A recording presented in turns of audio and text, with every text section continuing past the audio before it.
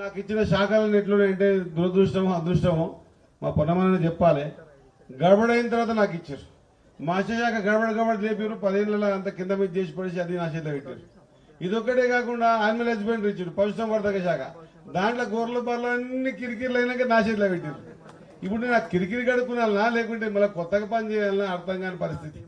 కాబట్టి ఎంత క్లిష్టమైన పరిస్థితిలో నాకు ఇచ్చారో అంతే అద్భుతంగా. స్పోర్ట్స్ ఒక్కటే కాదన్నా, నాకు ఇచ్చిన 5 అట్లే ఇచ్చారు. అంతేనా? తెలంగాణ వచ్చిందే నీళ్లు నిధులు నియామకాల మీద. దాంట్లో నిధులు నియామకాలు ఎవరికి ఇవ్వలే.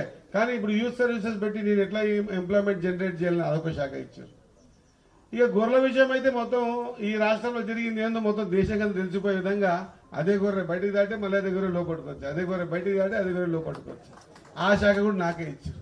ఇక శాప సంగతి, నేను జెడ్పీ ఫ్లోర్ లీడర్గా ఉన్నా.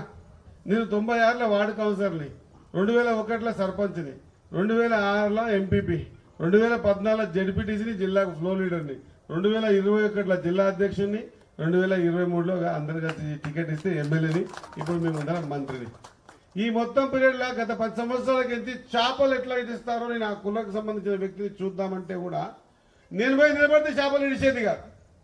నేను మళ్ళీ ఇంటికి పోయినాకనో లేకుంటే అక్కడి నుంచి పోయిన తర్వాత చేపలు ఇడిచేది. ఎందుకు ఇడిచాను అంటే 3 లక్షలు, అవి పెరిగినవి 3000 పెరుగుతాయి లోపల. ఈ 3 లక్షలకు 3000కు తేడా ఎక్కడ పోయిందని ఆలోచన చేస్తే చాలా మోసం జరిగింది. ఆ మోసం